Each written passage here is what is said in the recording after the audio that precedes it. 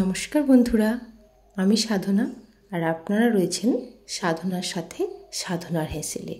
আমার আজকের রেসিপি বকফুলের বড়া। এই সময়টায় কিন্তু বাজারে প্রচুর পরিমাণে বকফুল পাওয়া যায়। আর বকফুল কিন্তু ভীষণ উপকারী একটা জিনিস।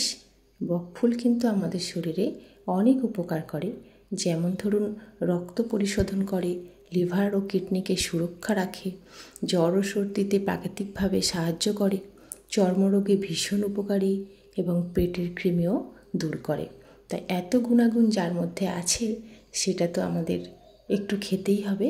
এইরকম বকফুলের বড়া বানাতে বেশি কিন্তু সময় লাগে না, আর খুব বেশি উপকরণও কিন্তু লাগে না। অল্প কিছু উপকরণ আর একটু সময় থাকলেই এরকম মুচমুচে বকফুলের বড়া কিন্তু বানিয়ে নেওয়া যায়। আর এরকম মুচমুচে বকফুলের বড়া থাকলে গরম ভাতের সাথে বলুন বা সন্ধ্যাবেলায় মুড়ির সাথে টিফিনে বলুন, একদম কিন্তু জমে যায়। তো চলুন আর দেরি না করে শুরু করা যাক আজকের রেসিপি বকফুলের বড়া। বকফুলের বড়া বানানোর জন্য আমি এখানে নিয়ে নিয়েছি 15টা মতো বকফুল। এই বকফুলগুলো কিন্তু সাদা রঙেরও হয়, আবার অন্যান্য রঙেরও হয়। আর আমি নিয়ে নিয়েছি মসুর ডাল। মসুর ডালটা আমি আগের দিন সারা রাত ভিজিয়ে রেখেছিলাম। আপনারা এরকম মসুর ডাল দিয়েও করতে পারেন, অথবা বাজার থেকে বেসন কিনে এনে বেসন দিয়েও বানাতে পারেন। আর আমি নিয়ে নিয়েছি এখানে শুকনো মশলার মধ্যে 1 চামচ মতো চিনি, 1 চামচ মতো লবণ, 1 চামচ মতো জিরে গুঁড়ো, গোটা মৌরি অল্প একটু, 1/2 চা চামচ মতো, আর 1 চামচ মতো ধনিয়া গুঁড়ো, অল্প একটু আদা, 2টো কাঁচা লঙ্কা, আর 1/2 টেবিল চামচ মতো নিয়ে নিয়েছি কালো জিরে। এবার আমি বকফুলগুলোকে একটু বেছে পরিষ্কার করে নেব। আমি ধুয়ে নিয়েছি তার আগে। এবার আমি একটা করে বকফুল নেব, এটাকে পরিষ্কার করে নেব। বকফুলের ভিতরে এরকম একটা সাদা ডাঁটার মতো থাকে, শক্ত মতো, এটাকে কিন্তু ফেলে দিতে হয়। এটাকে এইভাবে পাপড়ির ভিতর থেকে বের করে ফেলে দিতে হবে। আর নিচের বোঁটাটাকেও আপনারা ফেলে দিতে পারেন বা রেখে দিতে পারেন, সেটাতে কোনো সমস্যা নেই। আমি ফেলেই দিয়েছি।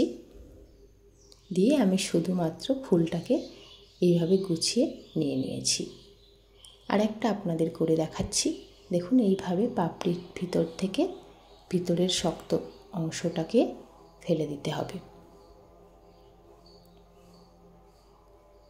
আর নিচের বোঁটাটাকেও আস্তে করে খুলে নিতে হবে। এই যে এইভাবে বকফুলগুলোকে কিন্তু পরিষ্কার করে নিতে হবে। আর একটা ভাবেও পরিষ্কার করা যায়, তাতে ফুলের পাপড়িগুলো আলাদা হয়ে যায় না, সেটাও একটু দেখে নিন। প্রথমেই আমি শক্ত অংশটা না ফেলে বোঁটাটাকে নিচে থেকে ফেলে দিলাম, আর এইভাবে ভেতর থেকে ওটাকে শক্ত অংশটাকে টেনে বার করে দিলাম। এতে করে কিন্তু পাপড়িগুলো আলাদা হয় না, বকফুলটা একদম গোটা গোটাই থাকে। তো আপনারা এইভাবেও পরিষ্কার করে নিতে পারেন। আমি এইভাবে সমস্ত বকফুলগুলোকে পরিষ্কার করে নিয়েছি। আর এগুলোকে এবার আমি যে বাদ অংশগুলো সেগুলো ফেলে দেব। এই যে দেখুন, আমার পরিষ্কার করা হয়ে গেছে। এবার আমি একটা মিক্সিং জার নিয়ে নিয়েছি, তাতে আমি দিয়ে দিয়েছি ভেজানো মসুর ডাল, আদাটাকে কুচি কুচি করে দিয়ে দিয়েছি, আর দিয়ে দিয়েছি 2টো কাঁচা লঙ্কা, অল্প একটু লবণ, আর অল্প একটু চিনি, আর সঙ্গে দিয়ে দিয়েছি সামান্য একটু জল। দিয়ে এটাকে আমি একটা পেস্ট বানিয়ে নিয়েছি। পেস্টটা দেখুন, খুব বেশি পাতলা হবে না, আবার খুব মোটা হবে না, ঠিক এইভাবে এই রকম একটা পেস্ট কিন্তু বানিয়ে নিতে হবে। কনসিস্টেন্সিটা একটুখানি খেয়াল রাখবেন। এবার আমি এর মধ্যে অ্যাড করে দিচ্ছি শুকনো মশলাগুলো, যেগুলো আমি আগে নিয়ে নিয়েছিলাম। জিরা গুঁড়ো, ধনিয়া গুঁড়ো, গোটা মৌরি এবং কালো জিরে। সব মশলাগুলোকে দিয়ে আমি ভালো করে আবারও একটু ফেটিয়ে নেব।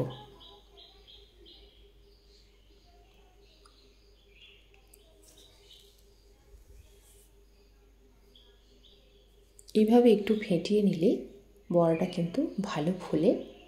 তাই ব্যাটারটাকে একটু ভালো করে এইভাবে বারে বারে ফেটিয়ে নেবেন। সেটা চামচ দিয়েও ফেটাতে পারেন বা যদি হাত দিয়ে ফেটাতে পারেন আরও ভালো হয়।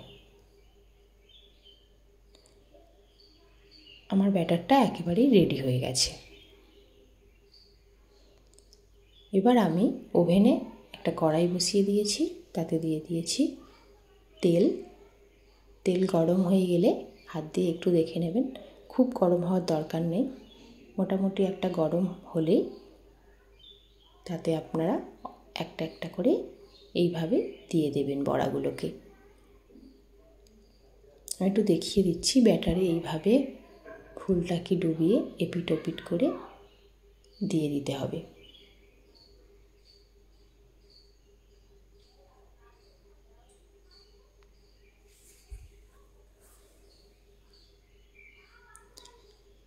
খুব বেশি গরম তেলে ছাড়বেন না, তাহলে কিন্তু পুড়ে যাবে। এই সময় গ্যাসের ফ্লেমটাকে মিডিয়াম টু লোতে রেখে বড়াগুলোকে ভাজবেন, তাহলে বড়াগুলো ভীষণ মুচমুচে ভাজা হবে এবং ভিতর থেকে বকফুলটাও কিন্তু খুব ভালোভাবে সিদ্ধ হয়ে যাবে। একদিকটা অল্প একটু ভাজা হয়ে এলে আবার এগুলোকে উল্টে দিতে হবে, দিয়ে অপর পিঠটাও একইভাবে ভেজে নিতে হবে। এইভাবে বড়াগুলোকে উল্টে দিতে হবে। একটা পিঠ ভাজতে ওই 2 থেকে 3 মিনিট মতো সময় লাগে। যেহেতু এটা লো ফ্লেমে ভাজা হচ্ছে, সেজন্যই একটু সময় দিয়ে এটাকে কিন্তু ভাজতে হবে। আবার উল্টো দিকের পিঠটাও ঠিক 2 থেকে 3 মিনিট ভেজে নিলেই বকফুলের বড়া কিন্তু একেবারে রেডি হয়ে যাবে। দেখুন আমার বড়াগুলো কিন্তু ভাজা হয়ে গেছে। এবার আমি বড়াগুলোকে তুলে নিচ্ছি।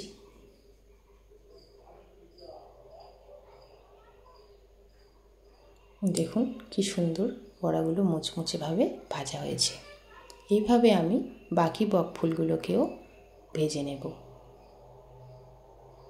আবারও আমি কড়াইতে 4 থেকে 5টা বকফুল দিয়ে দিচ্ছি। আপনারা কড়ার তেল অনুযায়ী কিন্তু দেবেন, খুব বেশি গায়ে গায়ে একসাথে অনেকগুলো করে দেবেন না, তাহলে একের সঙ্গে অপরটা লেগে যাবে, লেগে গিয়ে কিন্তু বড়াগুলো ভালো হবে না, ভালো ভাজা হবে না।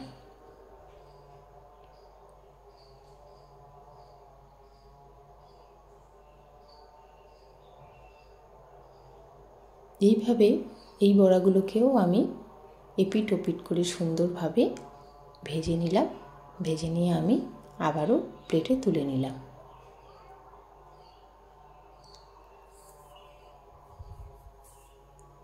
দেখুন আমার বড়াগুলো কিন্তু ভাজা হয়ে গেছে। দেখুন কি সুন্দরভাবে ভাজা হয়েছে। ব্যাটারের মধ্যে গোটা মৌরি আর কালো জিরে দেওয়ার জন্য এটা যখনই আপনারা খাবেন খুব সুন্দর এর একটা ফ্লেভার পাবেন। একটা আপনাদের ভেঙে দেখিয়ে দিচ্ছি, দেখুন কি সুন্দর ক্রিপসি হয়েছে আর ভিতর থেকে বকফুলটাও কত সুন্দরভাবে সিদ্ধ হয়ে গেছে।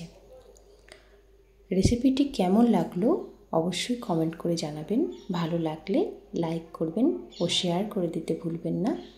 আর এরকম আরও অনেক নিত্য নতুন রেসিপি পেতে আমার চ্যানেলটিকে সাবস্ক্রাইব করবেন এবং পাশে থাকা বেল আইকনটিকে প্রেস করে দেবেন। ধন্যবাদ এতক্ষণ আমার সঙ্গে থাকার জন্য।